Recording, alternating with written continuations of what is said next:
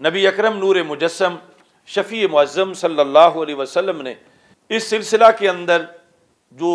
احتیاطیں بتائیں انسانوں کے لحاظ سے تو ہے ہی، آپ نے حیوانوں کے لحاظ سے بھی بتائیں۔ یعنی آج ہیومن رائٹس کے لحاظ سے بات ہوتی ہے تو نبی اکرم نور مجسم شفیع معظم صلی اللہ علیہ وسلم رحمت ہیں سارے جہانوں کی، اور اپنے غلاموں کو حیوانوں کے لحاظ سے جو آداب تھے، حقوق تھے، ان سے بھی متنبع کیا کہ کہیں ایسا نہ ہو کہ کسی گھوڑی پر جو تمہارا ظلم ہے اس کی وجہ سے تم قیامت کے دن پکڑے جاؤ،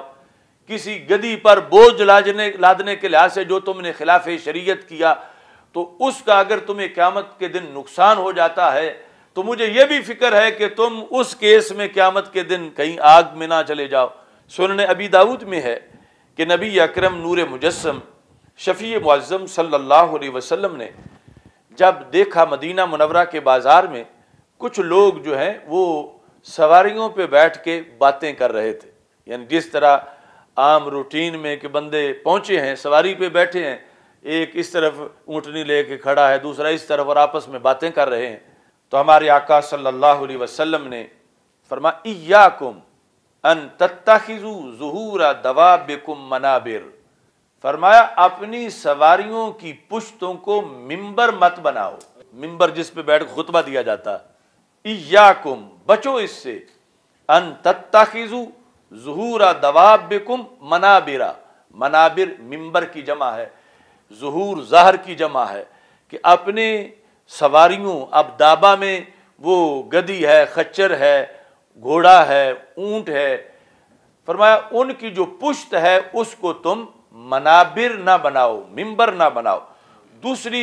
حدیث شریف میں نے یہ پڑھا، وہاں یہ الفاظ ہیں کہ لا تتخذوها کراسیکم، ان کو اپنی کرسی نہ بناؤ، یعنی یہ فرق دیا کہ سواری اور کرسی میں فرق ہے، کہ جب سفر ہو رہا تھا تم بیٹھے تھے تو اس وقت وہ سواری تھی، اور فرمایا رب نے ان کو تمہاری سواری تو بنایا ہے، تمہاری کرسی نہیں بنایا۔ اب مدینہ منورہ کے بازار میں جو تم اوپر بیٹھے ہوئے ہو تو یہ تم سواری سے کرسی والا کام لے رہے ہو، تو رب نے سواری کو سواری بنایا ہے، کرسی نہیں بنایا۔ تو یعنی اس حد تک دین رحمت ہے کہ جانوروں کے لحاظ سے بھی اس اتنا حقوق کو رسول پاک صلی اللہ علیہ وسلم نے بیان کیا، اور اس میں بھی بہتری بالآخر انسانوں کی ہے کہ اگر جانوروں کے ساتھ حسن سلوک پر جنت مل رہی ہے اور اگر یہ لحاظ نہ رکھیں تو جہنم میں جانا پڑ رہا ہے، تو رسول پاک صلی اللہ علیہ وسلم کو فکر ہے کہ اس لحاظ سے بھی میرے غلاموں کا نقصان نہ ہو، تو فرمایا ایاکم ان تتخذوا ظہور دوابکم منابرا، اپنے چوپایوں کی جو پشتے ہیں ان کو ممبر بنانے سے بچو۔ کیوں؟ فرمایا فإن اللہ انما سخرها لکم لتبلغکم الی بلد لم تکونوا بالغیہ الا بشق الانفس، فرمایا یہ رب نے تمہارے لیے مسخر کیے، رب نے، یعنی اگر رب ذوالجلال نے انہیں تمہارے تابع نہ کیا ہوتا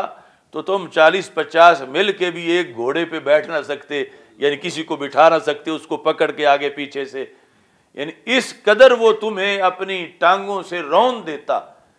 فرمایا رب نے اسے سمجھایا، والخیل والبغال والحمیر لترکبوها وزینہ، قرآن مجید میں ہے کہ رب ذوالجلال نے یہ گھوڑے اور خچر اور گدھے کیوں بنائے؟ لترکبوها، تاکہ تم سواری کرو، وزینہ، اور اللہ نے یہ زینت بنائی تمہارے لیے کہ تم گھوڑے پہ بیٹھے ہو اپنی زینت محسوس کرتے ہو۔ تو سرکار فرماتے ہیں انما سخرها لکم، رب نے تمہارے تابع یہ کیے ہیں۔ تو یہاں یہ بات بھی بڑی قابل غور ہے کہ وہ بے عقل ہو کہ رب کے کہنے پہ تو ہمارے تابع ہو گئے،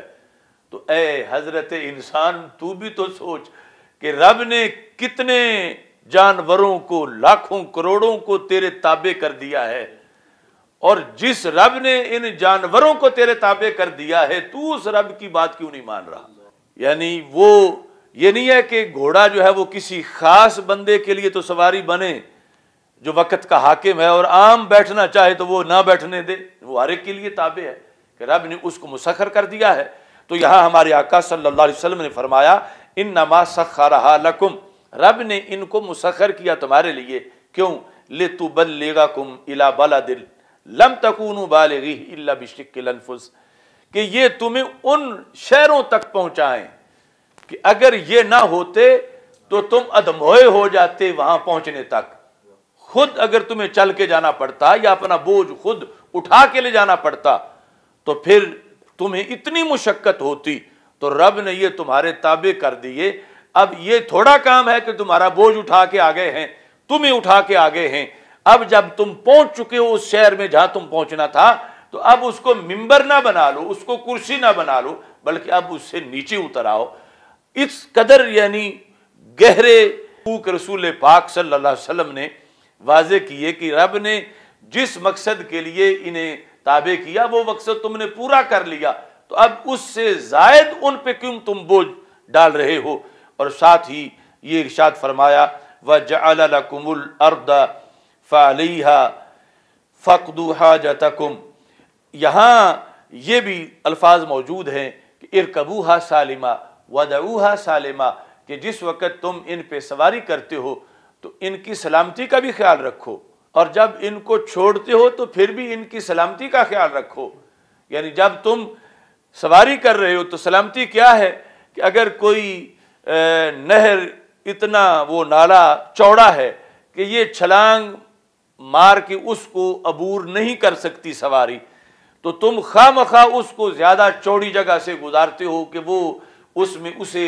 تکلیف ہوتی ہے، یا چلاتے وقت یوں دوڑاتے ہو کسی پہاڑی کو وہ ایکسیڈنٹ کر دیتے ہو، اس کو اس طرح تیز کر کے لے جاتے ہو، تو اس کی سلامتی کا خیال رکھو۔ اور جس وقت تم منزل پہ پہنچ جاتے ہو تو اس وقت بھی تم اس کی سلامتی کا خیال رکھو، یعنی اسے پانی پلاؤ، اسے چارہ ڈالو، اور یہ چیزیں تمہارے لیے تمہاری آخرت کے لحاظ سے کل مفید ہوں گی۔ رسالت کا نعرہ دنیا میں لگا